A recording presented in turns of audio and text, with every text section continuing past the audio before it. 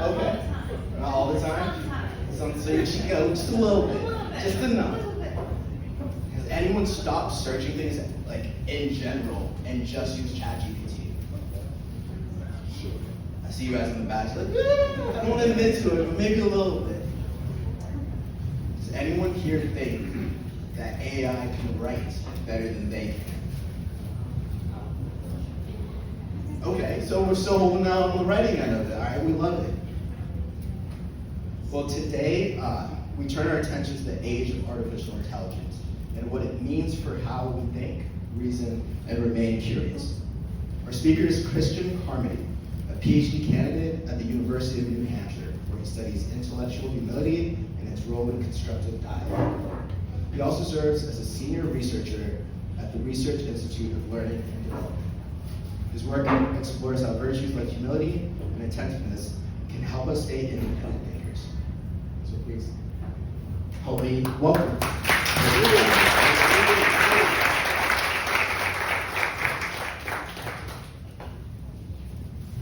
Thank you.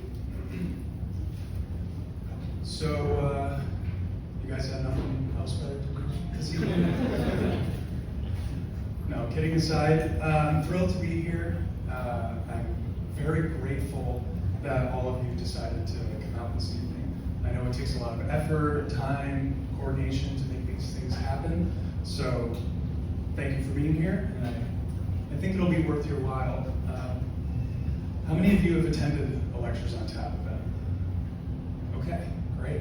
So I heard about Lectures on Tap through my wife, and she had sent me an Instagram of their page, and she said, I think this would be an excellent date night for us. It's definitely up your alley if it's something you want to do. And I'm looking at it, and I said, yes, absolutely, but I think I may have something to say. However, I wasn't convinced that anyone would actually want to listen to me talk about things like intellectual virtues or artificial intelligence. And I'm scrolling through the Instagram page, and I was blown away about how many people were attending these events.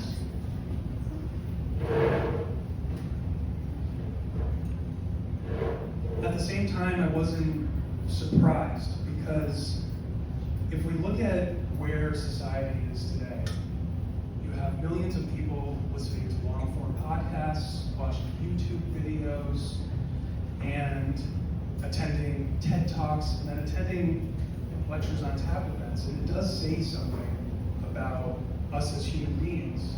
I think despite the fact that knowledge is as accessible as it's ever been, we're still very much curious individuals who are craving knowledge and understanding, but we're also all living a really great mystery. So we're all also trying to figure out who we are and how we're supposed to be operating in the world.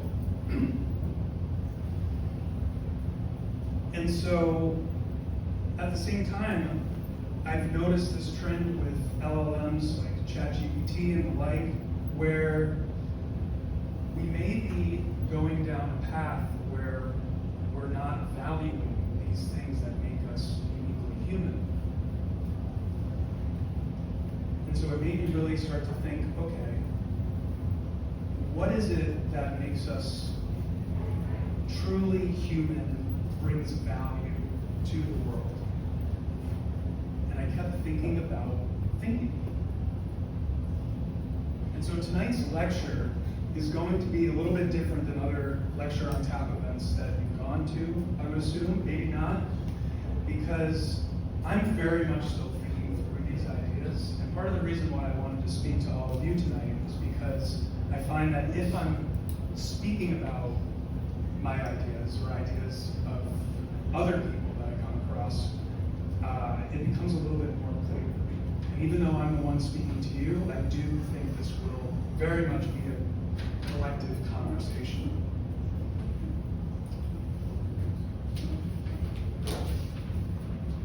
This lecture is also not going to be a pessimistic view of artificial intelligence. I use it every single day.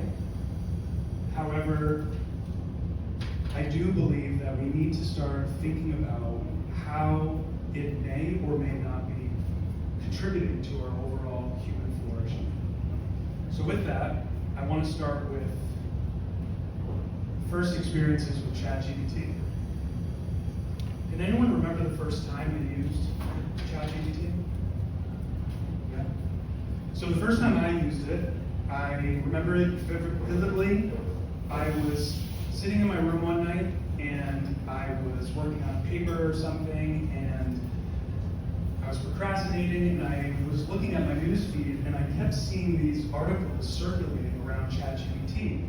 And as I'm reading through the article, I'm noticing that there are two sides of the spectrum. You have people that think this is the greatest technology that's ever come about, and it may be the ticket toward a utopian future.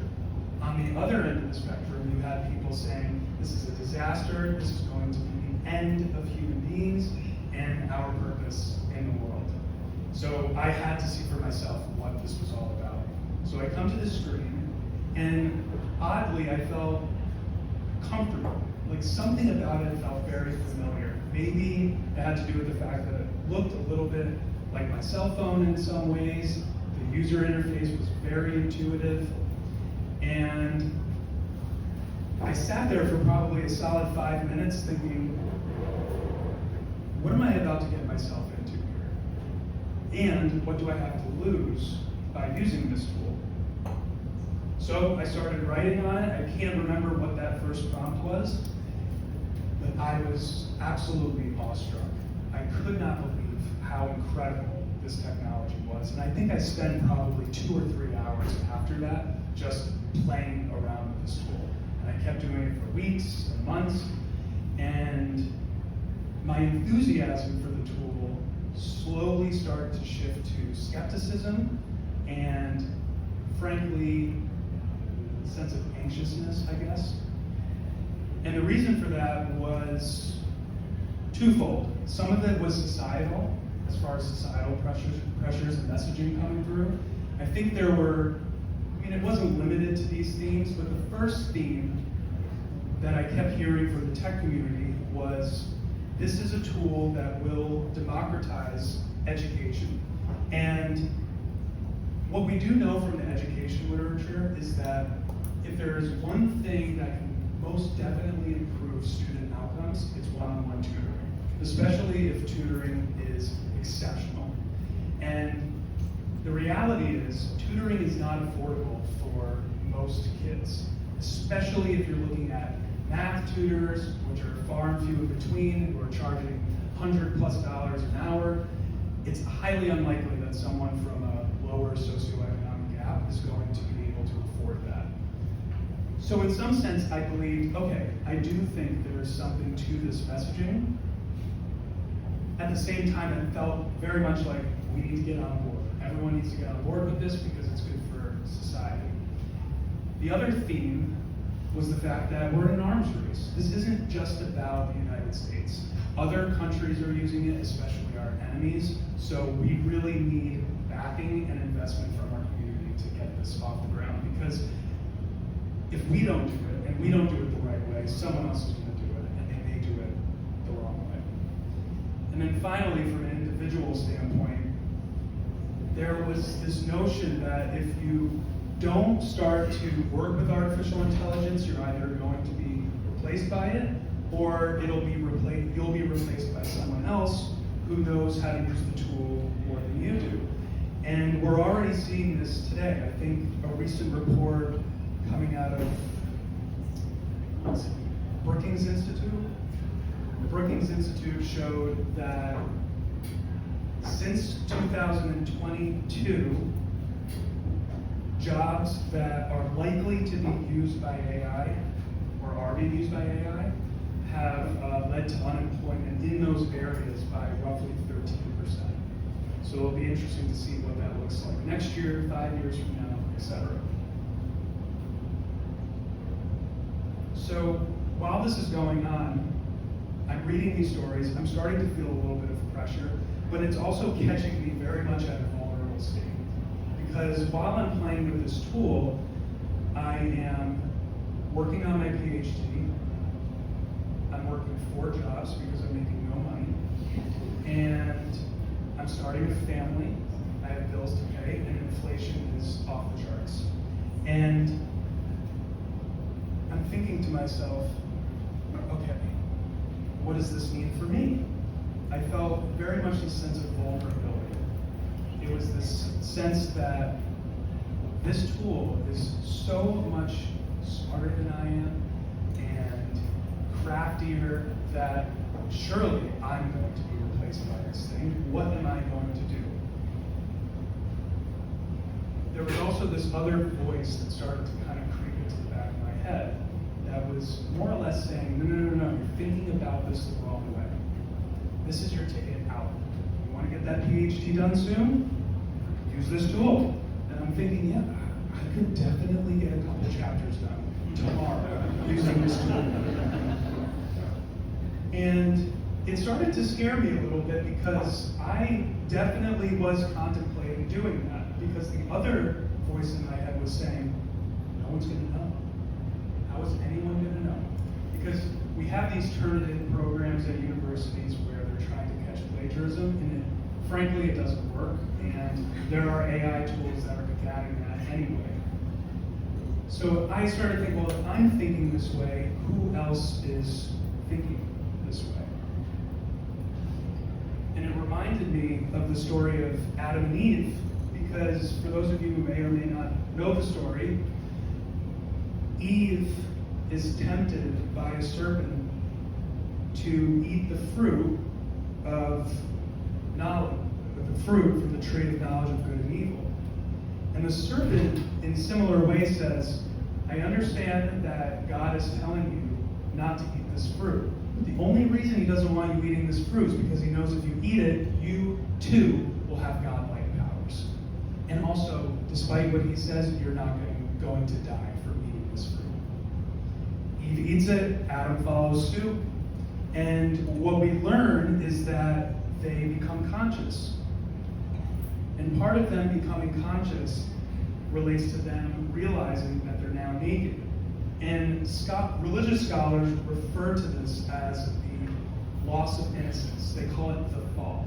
And it's this moment in time where human beings realize that not only are they now aware of their vulnerabilities, but they're also aware of the fact that they're vulnerable to doing things they know they shouldn't be doing. And so this story I started to obsess over this story, thinking, okay, how is this relating to the way we are approaching this? Are we, in fact, entering our own type of fall? And I started to think of it as an epistemic fall. Epistemic comes from epistemology, about the study of knowledge, and by an epistemic fall, it's that loss of innocence in the sense that if you've interacted with this tool, you understand that it is incredibly smart. And it's probably smarter than every person combined in the country or more. And it's only now, let alone what's going to happen years from now. So we do fall into this vulnerable state, but the second part of that is, what does this mean for how we behave as a result of this? What do we do? Because in the story of Adam and Eve, they choose to hide.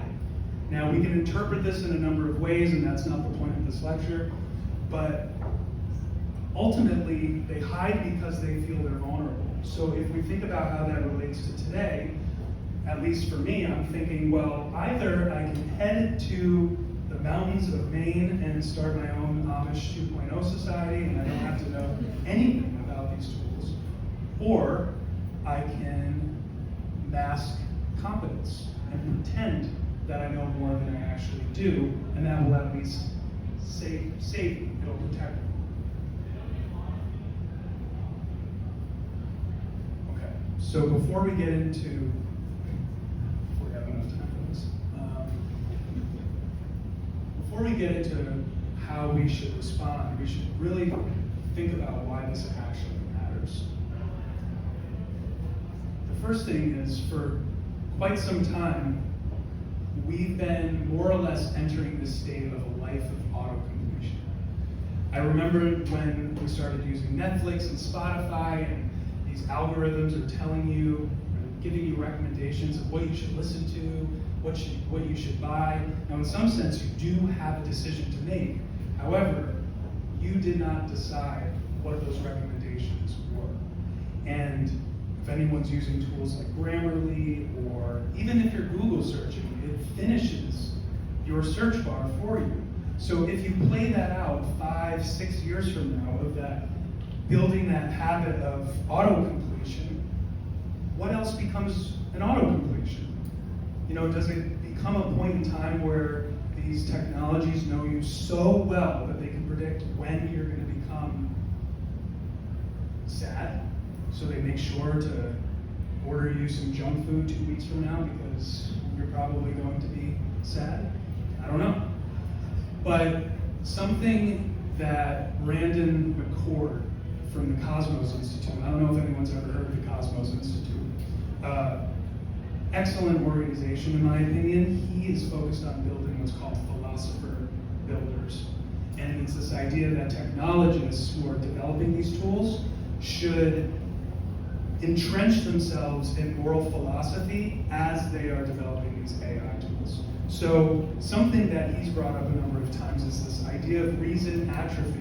So as you continue to use these tools in a way where you are lessening your mental load, which people are calling cognitive offloading, then you lose this capacity to reason and to make decisions for yourself and to make judgment calls about complex ethical concepts. And if we don't work out those muscles, and if we continue through this path of reason atrophy, then it's possible that we become lost. And one thing that I've started to also think about is we're already living with a lot of misinformation, disinformation. We're seeing deep fake videos, some of which are absolutely hilarious.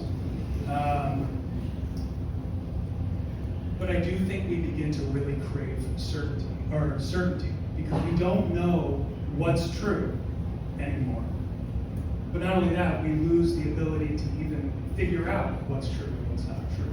So by creating this sense of certainty, it may lead to more dogmatic tendencies than we're already doing. And we see this with the way in which we enter echo chambers through social media and the like. And who provides that certainty? Is it a state power? Is it a super intelligence? Either way, if we allow that to continue, I imagine that we ultimately become intellectually domesticated, where we have to rely on these powers to make decisions for us because we can't do it anymore. And I came across this article 2 days ago. I highly recommend people reading it, by James Marriott at the Times. And he wrote this quote here: "The world after print increasingly resembles the world before print." And what he was alluding to, he was focused on literacy rates, the fact that young children now aren't reading nearly as much anymore. And what he was concerned about is we're going to become no better than the, for lack of a better term, peasants during the medieval times who had no access to the technologies of spreading information.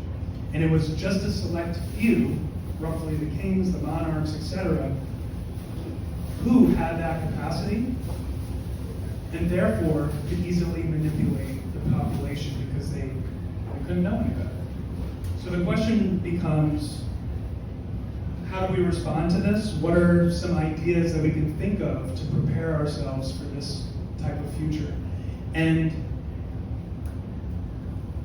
I want to say that I've thought about these things for the last few years.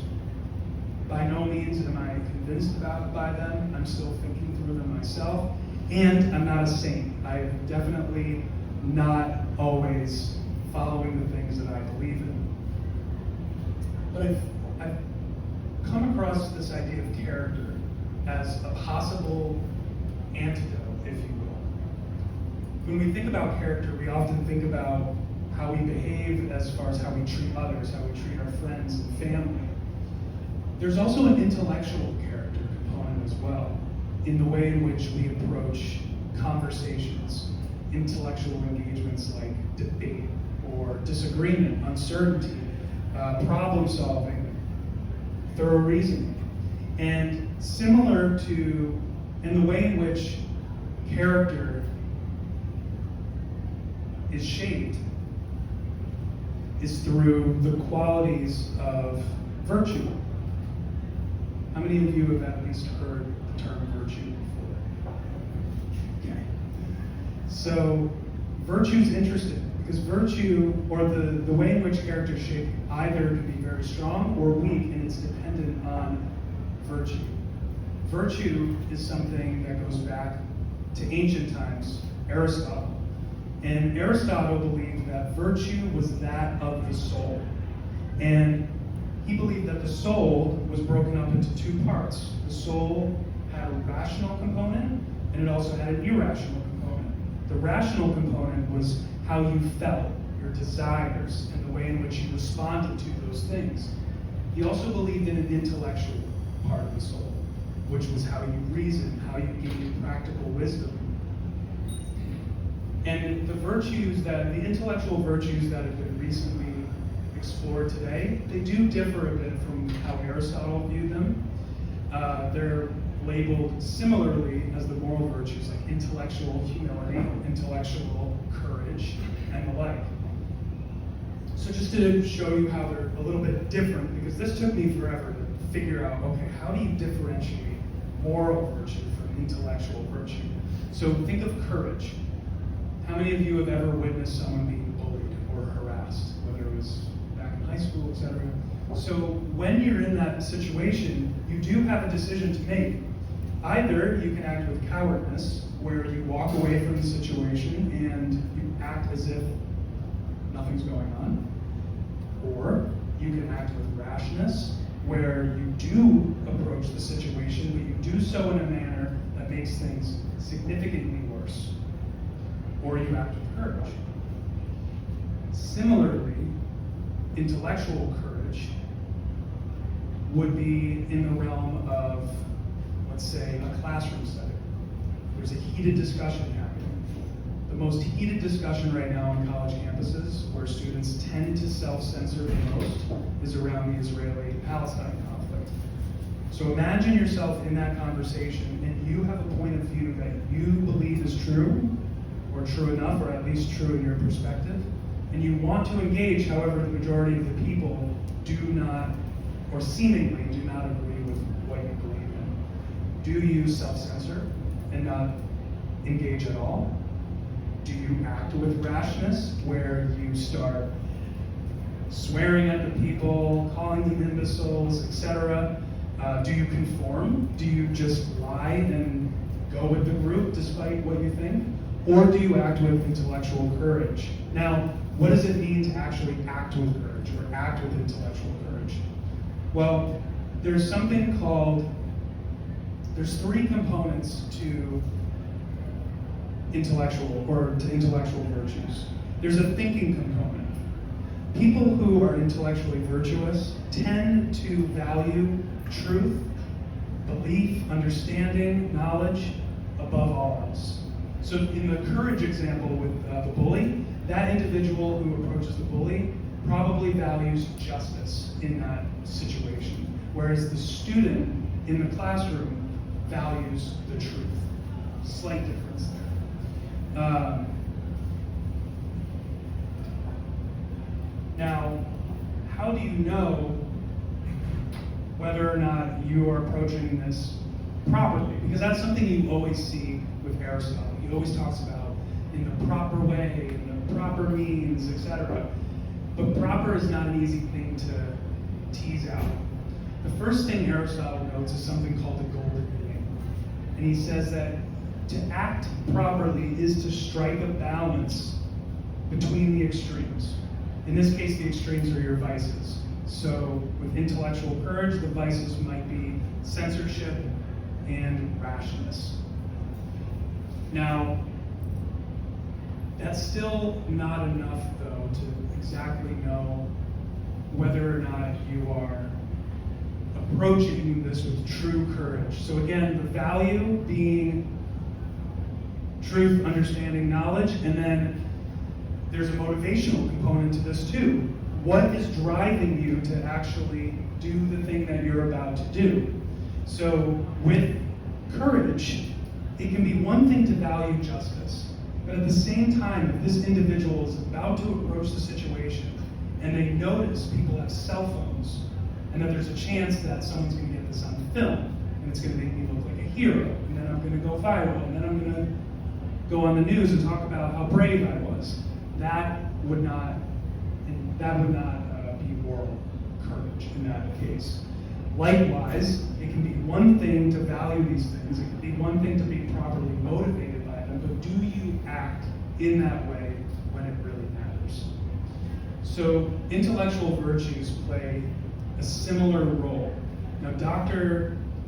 Nathan King came up with this, well, didn't necessarily come up with it, but he came up with this image of, in order to know whether or not you actually hit that intellectual virtue, you have to be thinking about the right object, is this the right thing to be thinking about in this moment? Is it the right occasion to be thinking about this? Do you have the right means to be exploring this idea?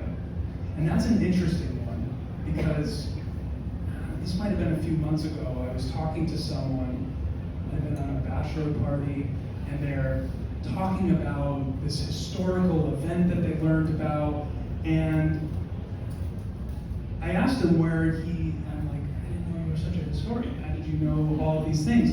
And then he tells me the podcast he's listening to, and then he listens to the podcast, and it's some person that's not a historian talking about a historical book that they read. So that might be the wrong means of acquiring that information. And then finally, the motive, which we just talked about. Now, intellectual virtues, the motivation is to gain knowledge, understanding, and truth for the sake of it. Nothing more.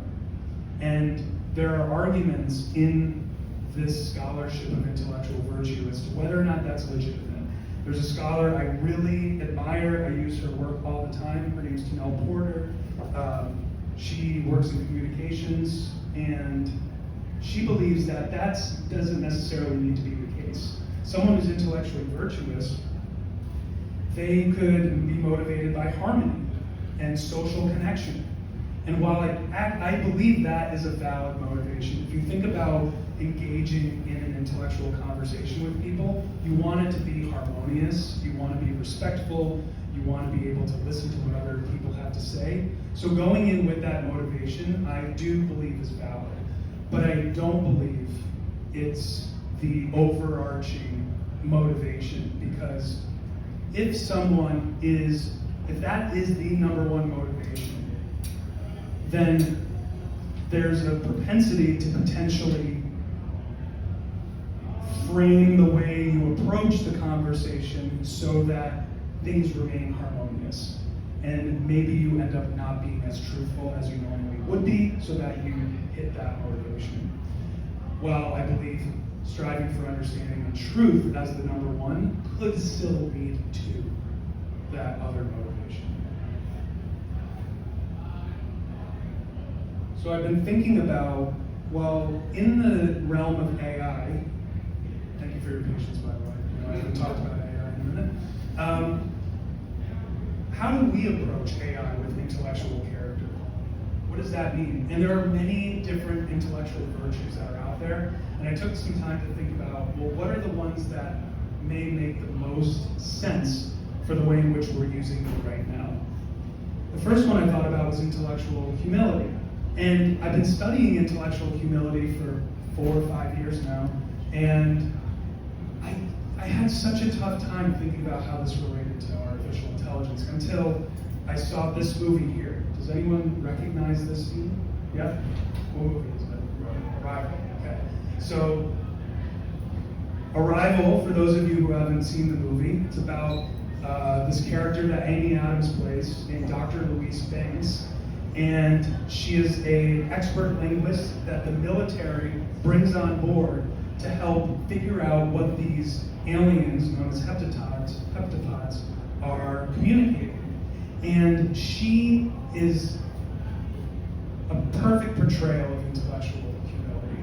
She is literally engaging with this alien and trying to figure out what exactly they're communicating. And despite her expertise, she goes in with an open mind. She's willing to be wrong about the things she's thinking about, and she's constantly being attentive to where her misconceptions may be. That's intellectual humility. And historian Yuval Noah Harari, I think, labels artificial intelligence perfectly by saying we need to stop thinking about AI as artificial intelligence and start talking about it as alien intelligence.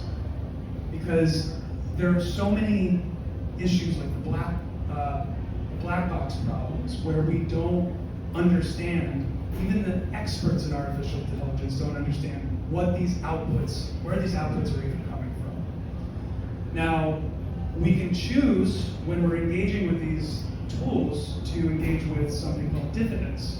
So that means to overestimate your weaknesses as far as what you don't know. Or maybe a better way of saying this is to underestimate what you know. So someone who is diffident using an LLM tool, they may reason very well, their writing is more excellent than they believe it to be, and yet they constantly go to the AI and say, is this right? Is this right? Is this right? They're not trusting their confidence in that way. On the other end of the spectrum, you have dogmatism. Looking at that now, I would say arrogance instead. There's a slight difference there. Now, in the movie, the military sergeants are definitely being arrogant in these moments because there's a scene where Amy Adams figures out that the alien's saying the word tool. And when she says that to the military says, tool, that means weapon, that means threat. And they are just interpreting what their own biases are already telling them to believe. So it's a similar case with AI. We can be dismissive with it. So if you're engaging with the output may produce something that goes against what you already believe, and therefore you throw the whole thing out. Or you're only engaging with it to confirm what you already believe. So that would be acting more in a dogmatic, arrogant nature. Then there's intellectual autonomy. And I put Immanuel Kant up here. He's a German philosopher. And something he said was, in order to be truly virtuous, you have to be autonomous. And what he meant by that was, essentially, your judgments are your own. The way you act in the world cannot be dictated by other people. The decisions you make, the judgments you make, they should be your own. And if you can do that, then you can live a morally virtuous life, or at least you're better set up to do so. And I believe that's true because at the end of the day, I believe that each of us does have something special to offer. Regardless of what AI can do, I think each of us is in a unique position to show off our strengths to the world and contribute. However, when we use these tools, we can act with servility. So servility would be not relying on your intuitions, but you're relying on the output of AI. So I can remember having debates with some friends, and what would have been a good example? Well, I won't say names, but basically, someone would more or less say, oh, well, so-and-so said this, so it's true. Or, well, did you hear what so-and-so said? And it's clear that they're using other people's views to support their own views. And so when we use AI, you can easily tell it, okay, I'm having a debate about capitalism. Please take the viewpoint of, I don't know who would be, John, does anyone have anything about capitalism? Anyway, so think of someone who's an expert with capitalism and tell me what they would say in this situation. And then what they do is they take that argument and they use it as if it's their own argument. That would be servility. Now, on the flip side, there's isolation. Isolation is the idea that real thinkers don't need assistance from other people. Real thinkers don't need assistance from artificial intelligence. I can do this all by myself. And the reality is, artificial intelligence is pretty incredible in many ways. They're already showing that some of these systems can find diagnoses in patients faster and more accurate than some doctors. So if you're a doctor, why wouldn't you use that tool? Combining your expertise, you don't have to completely lose what you understand, what you can bring to the table. But to force yourself out of the conversation altogether may not be wise. Maybe it is. I don't know. And then there's intellectual honesty. And this is the one that I worry about the most. And I think many people in universities, academies, etc., are feeling very strongly about this. And what's interesting about intellectual honesty is that it doesn't necessarily have that opposite extreme. Like, think about, and maybe I'm wrong about this, but is it possible to be too honest when entering an intellectual discussion about something? Or when you're engaging with intellectual material? There might be, and I'm still trying to think what that might be. But in the meantime, there are a number of ways in which you can be intellectually dishonest. First, there's plagiarism. That's an obvious one. And I love this image. I don't know how many of you have seen this image before, but it was a student graduating from UCLA, and during the graduation ceremony, he pulled up his ChatGPT and he's showing all the assignments and projects he did with it to graduate. And what made me really concerned was the fact that all the students were more or less clapping and cheering about this. So it kind of shows you the direction in which at least younger generations are taking, and maybe not taking that idea of plagiarism as seriously as maybe we ought to. There's also the idea of bluffing. Now, bluffing is a little bit different than plagiarism in the sense of the motives behind it.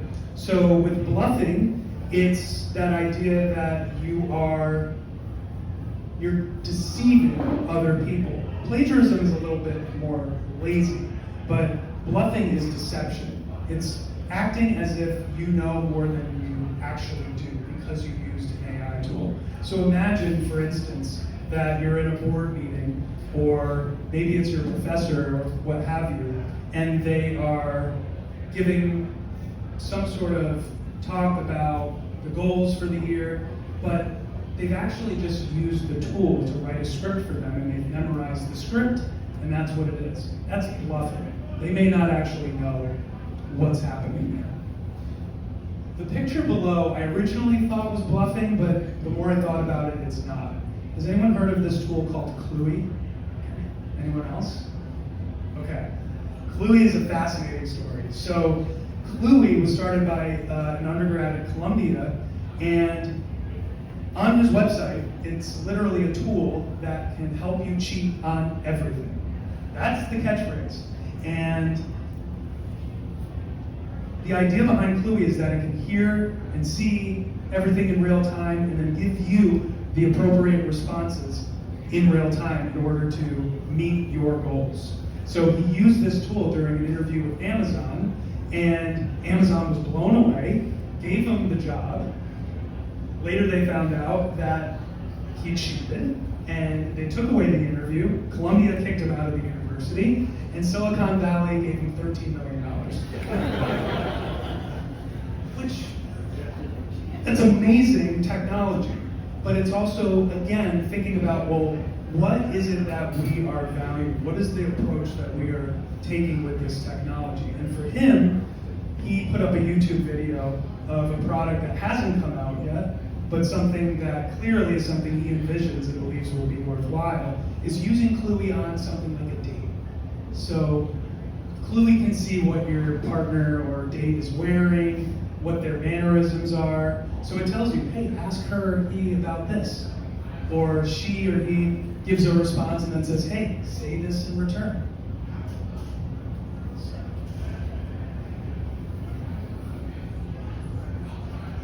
What if you can get away with it? So prior to being in this, pursuing a Ph.D., I was teaching high school for a few years. And I've had the opportunity now to work with undergraduates. And some of them have told me, well, why wouldn't I use this tool? I can get away with it. It's correct. And what if, this correct knowledge is beneficial to everyone else? So what does it matter? And if I can get away with lying about how I use this tool. And I don't think we do get away with it. I think in many cases we will, but I think as individuals we won't. And I can tell you, there have been plenty of moments in my own life where I have used these tools, probably in ways that weren't meeting the virtuous target, and it weighed on me. And if I told someone the specifics, they would be like, all right, you gotta relax. But I couldn't. I couldn't because I knew it wasn't something that was true. It wasn't authentic. So I came across this fascinating study where these scholars had participants think of an unethical deed that they did. And then they asked another group, think of an ethical deed that you did. And then they had them fill out these words at the top. And they found that 60% of those that thought of the unethical deed tended to fill in the words soap, wash, and shower. And then the other group, the ethical people, they would think of words like wish or shiver or something like that. But it wasn't necessarily related to hygiene. And this is known as the hand washing effect, which is also known as the Lady Macbeth effect. So the story of Lady Macbeth, she kills King Duncan, and she clearly has guilt over it, and she shows this by scrubbing her hands viciously, demanding that the spot gets out of her hand. And we also see this in the Bible where Pontius Pilate washes his hands after he decides to crucify Jesus. So, in that sense, I think psychologically, I don't believe we to get away with using these tools with poor character. Last thing I'll say is these really are, I think these are ideas that we do need to think about today, soon, if not yesterday, because there are many things happening down the pipeline that are going to require us to think deeply and critically about very complex ethical issues that will impact not just us, but generations coming after us. And I always have my son in the back of my head because he's 2.5. I don't know what the world looks like in 15 years. And I loved this image. For those of you who may be following these lawsuits that are happening between OpenAI and Character AI, there have been a number of teens who unfortunately have taken their life due to the fact that they've engaged in intense conversations with these tools. And I was listening to a podcast where they had these attorneys that were defending the families. And they were saying how the company's attorneys were going to potentially use free speech as a way to defend the LLMs. And I kept thinking to myself, well, what if we go down that path? What does it mean for AI to have rights? Does that mean they can vote? Does that mean they can earn money? Does that mean they can lead a country? I think there is a country right now that put an AI in their governance. I can't remember which one. So we need to think about these issues, and then at the same time, Elon Musk continues to work on Neuralink, which has had unbelievable success. But at the same time, what happens when something like the Neuralink technology that has AI capabilities is offered to few individuals in the world or in our country? Do they have different rights than people that don't have these? I mean, after all, they are going to be smarter than the people that don't have them. So why wouldn't they be more better off being in positions of power and leadership, etc.? But we won't be able to think about these things unless we take the idea of thinking seriously, because it really is the thing that we have, that makes us uniquely human. And the last thing I'll say to end this is, the other night, me, my wife, and my son were playing in the living room, and we have this jack-o'-lantern. It's not like a pumpkin jack-o'-lantern. It's a shape of a wooden box. It's painted orange and it has carved out a jack-o'-lantern. And in order to put the candle inside, there's like a puzzle piece essentially that you have to put on. So I'm watching him, and he's trying to figure out how am I going to put this thing on, and he takes maybe 2 seconds, and he starts throwing a tantrum, and he's saying, "Mom, Dad, come in here." And he's like, take this, help me. And we're trying to give him instructions we think the 2-year-old will understand. And then he goes, no, just do it for me. And I'm thinking, okay, what happens if we do everything for him, think for him in every aspect of life for the next 30 plus years? How valuable is he going to be for society? And so that's the question I want to leave you with, is how do we want to engage with society as we move forward? I think that's probably a good place to start. So thank you.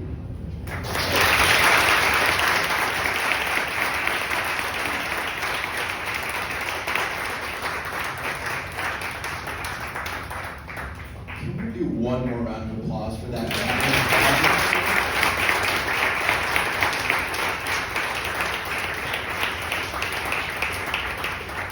If you guys are anything like me, I have a million questions right now. So if anyone has a question, we'll take questions right now.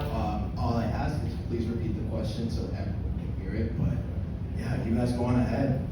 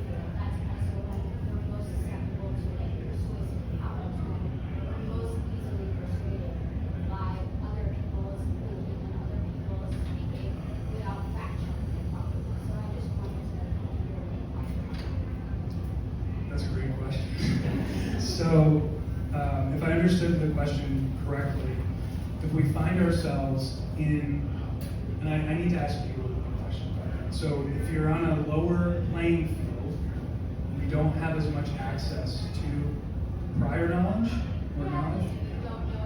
If you don't know as much. Okay, so the person in the lower playing field would be the patient. Okay. So, how are they supposed to act with autonomy if they are lacking in those areas of knowledge? That's a great question, and frankly, I don't know the answer to that. I think the reason I've been obsessing over these ideas is because maybe for the last 8 or 9 years, I've been very obsessive about the idea about the purpose of education and thinking about, because I used to teach math, and I always had students say, why do I need to learn this? I'm never going to use a linear equation in my profession. And I would say, yeah, you're definitely right. You probably won't. Maybe you will in other ways.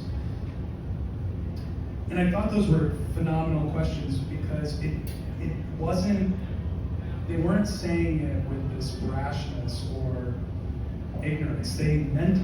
They really craved this, wanting this sense of meaning.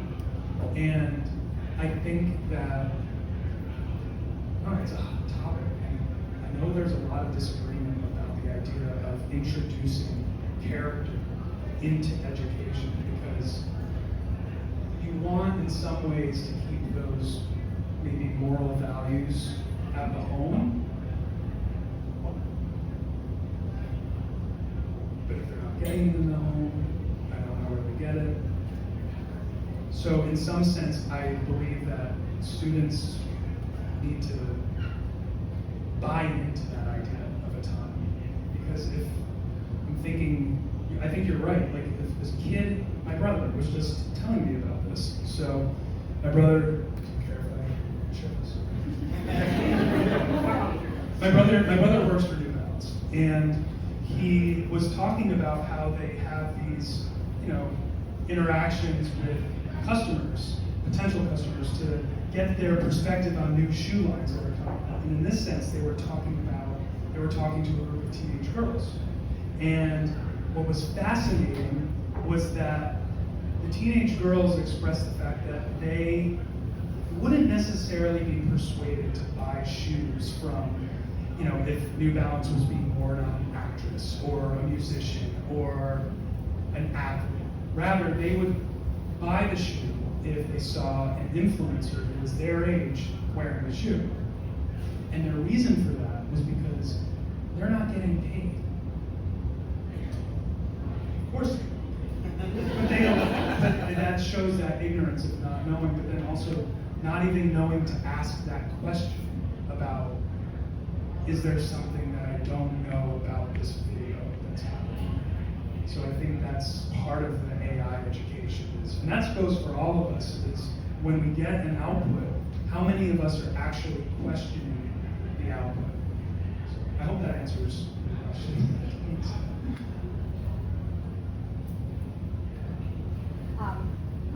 Please don't get mad at this question. I'm also a former teacher. Okay. So when we talk about intellectual honesty and the problem that can arise with using AI and plagiarism, is there any chance that this could give us the opportunity to look into how the education system is, especially in this country, and potentially change the way that we test our students? Yeah, I think so. I think there's a number of schools. I toured a school the other day. Can you repeat the question? Oh, yeah, sorry. So the question was, given this propensity for plagiarism and the ease at which that plagiarism can occur, do we need to start thinking about alternative assessments in education? And I went to a school recently where, and I went to it because I was just curious. It's one of those, what is it? It's a classical education school. So classical education is, they're teaching kindergartners, first graders to write cursive. It's like going back to that type of education. And their school, there's no cell phones allowed, no laptops allowed, no tech. So that's going on the complete opposite end of the spectrum. But when you do go in those classrooms, you do see a lot of engagement in the classroom, and the kids have to give oral presentations, they have to write essays on the spot as part of their assessment. Now, it's not to say that they're not using the tools outside of class, and I'm not necessarily opposed to that, but yeah, I think there's a lot of schools that are starting to explore that, and it could be worthwhile. And interestingly enough, it's mostly tech executives that are sending their kids to those schools. So that definitely says something. Yeah, how do you deal with, so I get all this, and acting with intellectual honesty and autonomy and taking the time to think, but how do you deal with, I work in consumer research as well, how my company is pushing for speed, right? Because as your producer might know, it takes time to get insights. It takes time to talk to consumers, get insights that are actionable. But how do you deal with speed where they are pushing us to work with AI, it's creepy. Like we have synthetic users, we have synthetic personas who we talk to. We have like interviews where the interview of the moderator is an AI agent. I can work with the balance of it, but how I can balance it out. Like I can work with my mind, and then I can also use AI to like help me collaborate. But how do you stand against speed as a I need to act with speed. Thinking takes time, but AI gives me speed, or ChatGPT gives me speed. Like, what's your viewpoint on that? Yeah, so my initial response to that is it still comes down, I believe, it still comes down to how you are interacting with the tool. So I don't think there's anything necessarily wrong with speed. So I don't remember the author of this, but someone on a blog I follow talked about how we're entering this age where Bloom's taxonomy, is anyone familiar with Bloom's taxonomy? It's basically the order in which we think. So essentially you start with lower cognitive tasks and you build your way up to being capable of higher cognitive tasks. And he believes that if we're using AI inappropriately, it gets flipped. And so in some sense, I can see the argument for offloading your cognitive capacities to low order, routine, repetitive tasks versus the higher order tasks. So it's one thing to do the speed of it, but are you paying attention to how you're interacting with it? So I don't know if that answers your question, but I think it comes down to your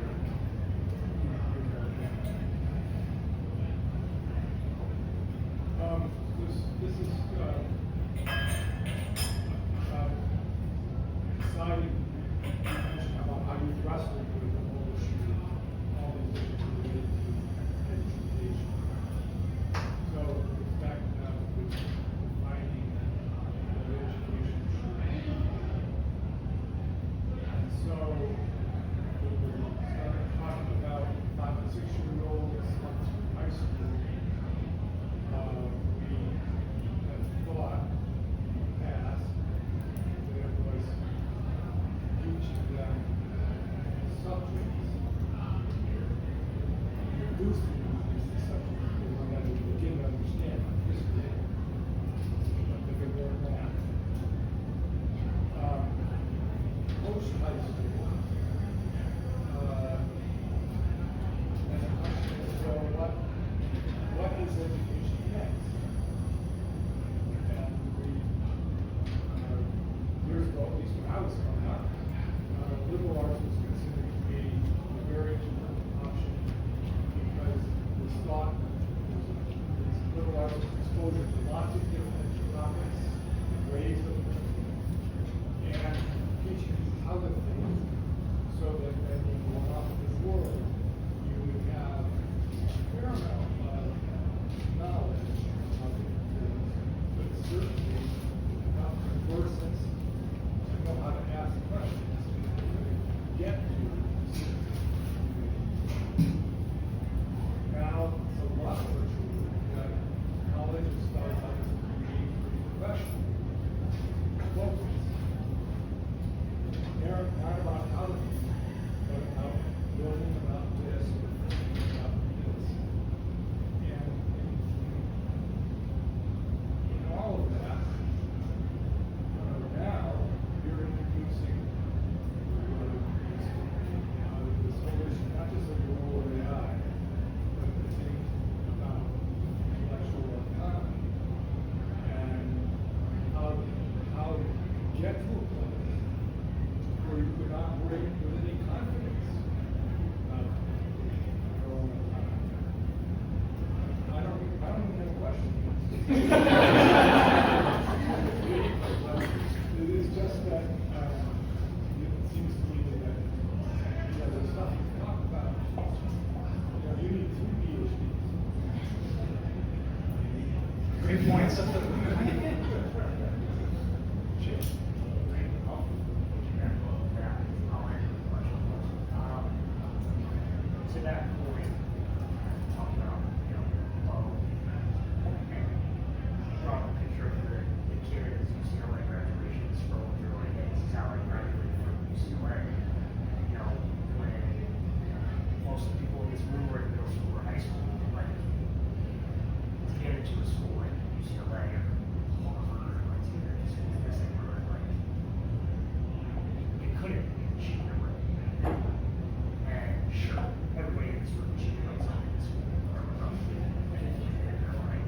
if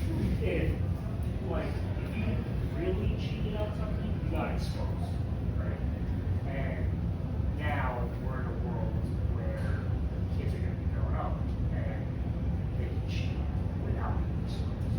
And maybe they think the only way they're going to get to UCLA is if they're using ChatGPT, like the other bunch of kids in their graduate class.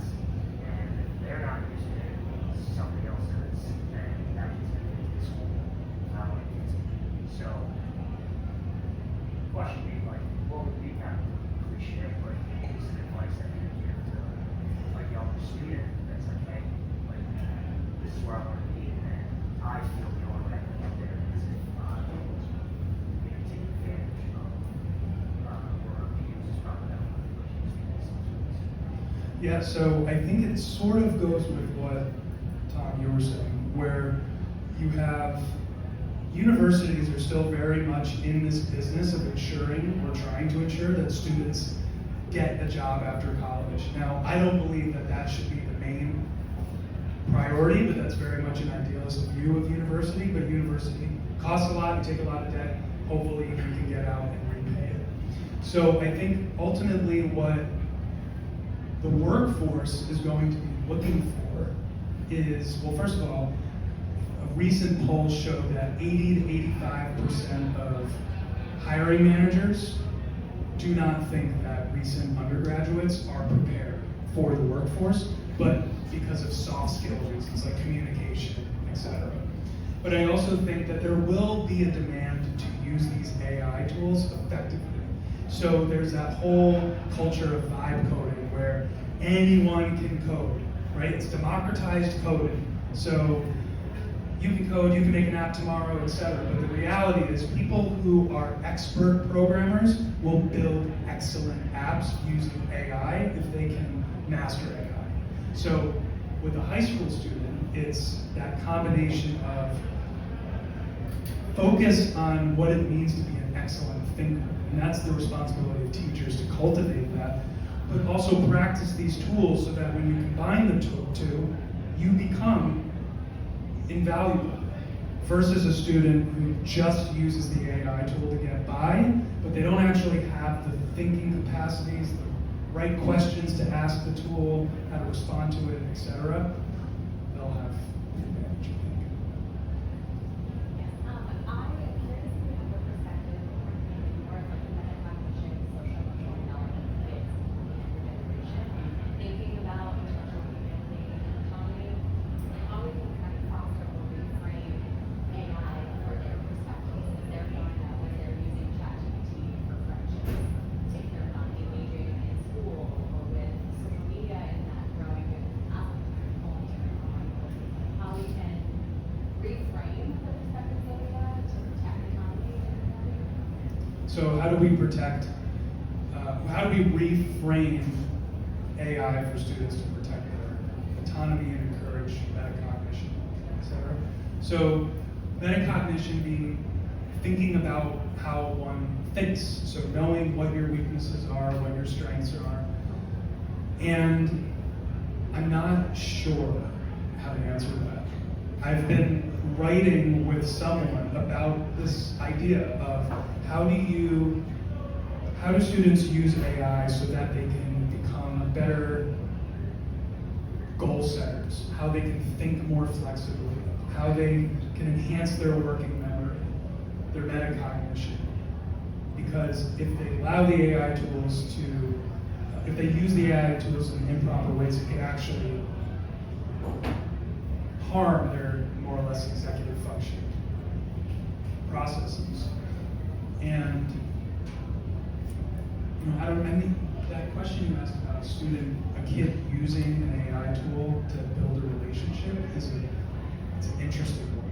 Because in some sense, you may have a kid who's very shy and uses the AI tool to say, okay, I really want to ask this person out. How do I do it? And whatever, they show you how to do it. And I'm not convinced that's still the way to go about it. It reminds me a little bit of when I would ask my high school students, who do you follow on Instagram or TikTok? show me. And the majority of the people they follow were kids their age. And I was thinking back when I was in high school and middle school, I was following, obviously there wasn't social media then, but I was following athletes, or at least it was people or figures who were older than me who had some sort of wisdom to pass down. Whereas the majority of the things that these students are interacting with, or these kids, they don't have that same wisdom. So it goes back to that tool. If you're interacting with a tool to get advice, where is that advice coming from? Versus asking someone who was shy, overcame it, and they did it in this way. Now, an AI tool is going to scrape the internet of all of those stories and then send it. So maybe there is a legitimate case for that.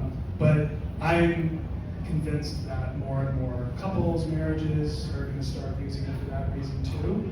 Like, oh, I gotta use ChatGPT to tell me how to handle this fight I'm having with my wife. And then it turns into you coming with the perfect response and your wife saying, did you use ChatGPT for that? Right? It'll be that. I'll just say one more thing. I don't know how much time we have for another question, but my wife and I were watching, I think it was Hulu, there was a commercial on, and it shows this guy, and he is in a car, I think with his sister, and he's talking about how, basically showing he's surprising her on this grand trip. And you start to see a scroll of the prompts he gave to ChatGPT to plan the trip. But his prompt was horrible. It was just, plan me a trip for me and my sister in Arizona. And then it planned the whole trip, gave him the itinerary, and then he comes along and is like, I got this great trip planned. And on one end, maybe the sister has a phenomenal time, and that's all that matters.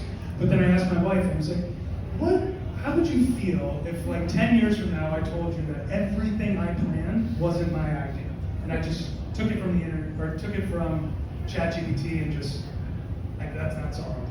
No effort on my end, just the sentence, boom. And so, she didn't. I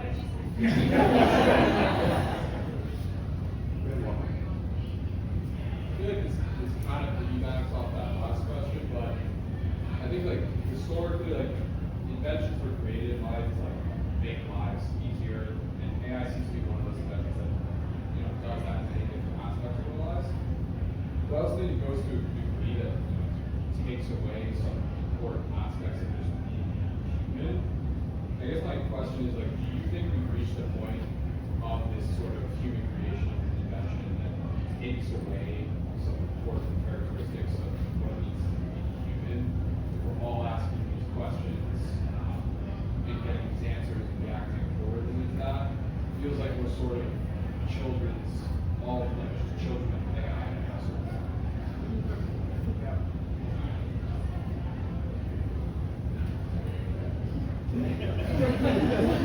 Yes and no. I mean, as much as I worry about certain things, and I worry more now that I have a son, I am always optimistic, and I think that's why I attempt to dive into these ideas, talk about these ideas with everyone else. And I think the fact that you're here tonight, I don't know what your reasons were. Maybe it was the title that caught your interest, or the description, maybe not, but if it was, I do think that tells you something, that people are interested in protecting those values. So I do think we will figure that out. There are pressures of, you know, inflation, jobs, competition, etc. That being said, I think there's always people who are thinking, like the people like Brendan McCord, who do the Cosmos Institute, who they are working tirelessly to make sure that AI is programmed in a way that contributes to human flourishing while maintaining the things that make us human. And I'm seeing more and more organizations get on board with that, so I'm feeling optimistic. Thank you all. Thank you.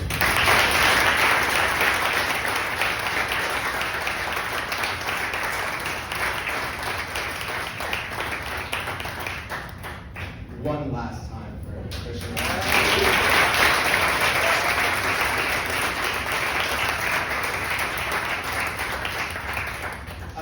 you guys, but he's left me with many things to think about, both from my own personal perspective and the things I've done in life. So that's amazing. Thank you all for coming out. Thank you all for spending the night with us. We would humbly request that you take our 30-second survey to just give us some feedback. We're still growing in Boston and in this area in general. So any feedback is greatly appreciated. I think he'll be available to talk a little bit afterwards. So if you want to grab him and ask him a question or two, that's all we have for tonight. Thank you guys.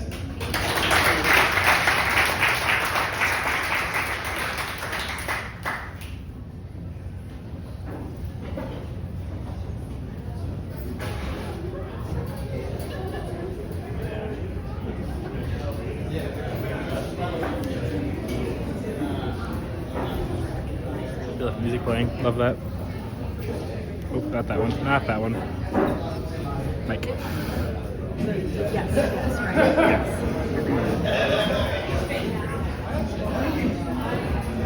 Oh, I'm standing in front of a camera. You're directly in front of it, and that's fine. And that's cool.